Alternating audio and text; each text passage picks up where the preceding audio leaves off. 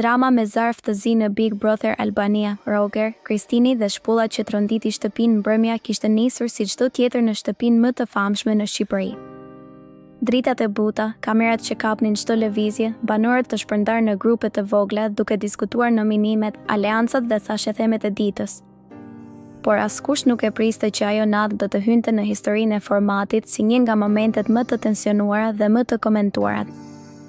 Zarfi zi, paralajmërimi i heshtur i stuhis kur në ekran u shfaq njoftimi. Banor, në Livind kam bërritur një zarfi zi, shtëpia u mbak. Heshtja ra si një per të heranë. Në atë format, zarfi i zi nuk sillte kur lajm të mirë. Ishte simbol i ndëshkimit, i përjashtimit, i një vendimi të rënë. Roger u ngrit i pari për ta marrë. Fytyra e tij zakonisht e qetë dhe ironike, duke jetë ndosur. Kristini po e shikonte me sy të ngrirë, ndërsa Kristi rrinte pak më mbrapa me krahët e kryqëzuar. Kur Roger hapi zarfin dhe nisi të lexonte me zë të lartë, tensioni u trash. Për shkak të shkeljes së rregullave dhe përfshirjes në një konflikt fizik, produksioni ka marrë një vendim, fjalët mezi dilnin nga goja e tij. Banorët nisën të shikonin njëri tjetrin. Disa e dinin për çfarë bëhej fjalë. Disa shpresonin që situata të mos kishte pasoja ekstreme. Përplasja, si nisi gjithçka debati mes Rogerit dhe Kristinit, kishte nisur si një diskutim banal për një nominim. Por në atë shtëpi, emocionet janë gjithmonë në maksimum. Çdo fjalë tingëllon dy fish më e fortë. Çdo ironi duket si sulm personal. Kristini e kishte akuzuar Rogerin për lojë të dy fish. Roger, nga ana tjetër, e quajti hipokrit. Kristi ndërhyri për ta mbrojtur Kristinin dhe aty situata mori kthes. Zërat u ngritën. Fjalët u ashpërsuan. Banorët tentuan të ndanin palët, por një moment i vetëm mjaftoi. Kristi, i nervozuar, i gjuajti me shpull Kristinit, një sekondë dhe ngrirë. Një shurmë në thatë. Një shpërthim reagimesh. Dikush bërthiti. Dikush qau. Dikush mbeti i shtangur. Roger u kthye menjëherë drejt Kristit duke i kërkuar llogari. Por dëmi ishte bërë. Reagimi i shtëpisë pas incidentit, produksioni ndërhyri menjëherë. Transmetimi live u ndërprer për pak minuta. Banorët u dërguan në dhoma të ndara. Kristini qëndronte në divan me sytë e mbushur me lot, jo aq nga dhimbja fizike, sa nga poshtërimi publik. Në atë shtëpi, çdo gjë amplifikohet.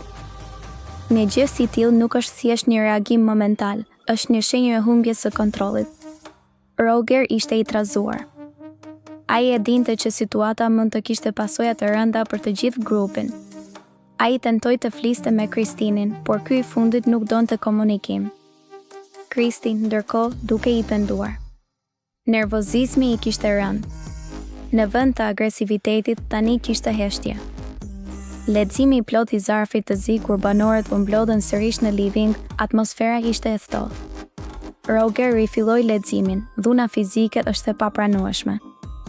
Pas analizimit të pamjeve, produksioni ka vendosur që Kristi të përjashtohet menjëherë nga gara. Një murmuritje përshkroi shtëpinë. Kristi uli kokën. Nuk kundërshtoi. Nuk debatoi. Vetëm tha, e humba kontrollin. Më vjen keq. Por në atë format, keqardhja nuk e fshin veprimin. Ndikimi emocional pas largimit të Kristit, shtëpia nuk ishte më e njëjtë. Kristini u bë më i heshtur. Roger më reflektiv. Banorët e tjerë nisën të analizojnë çdo fjalë, çdo reagim.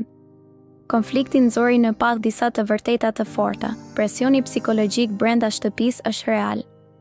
Aleancat janë të brishta. Kufiri mes debatit dhe dhunës është i shenjtë. Roger, në një rrëfim në dhomën e rrëfimit, tha, ne harrojmë që jemi në lojë. E marrim personale. Por askush nuk meriton dhunë. Kristini, nga ana tjetër, u shpreh se ndjeu zhgënjim më shumë se sa zemërim. Nuk ma priste mendja, tha ai. Publiku dhe reagimi jashtë shtëpisë, rrjetet sociale shpërthyen. Opinioni u nda në dy kampe. Disa e dënuan as për veprimin e Kristit. Të tjerë argumentuan për presionin ekstrem të formatit.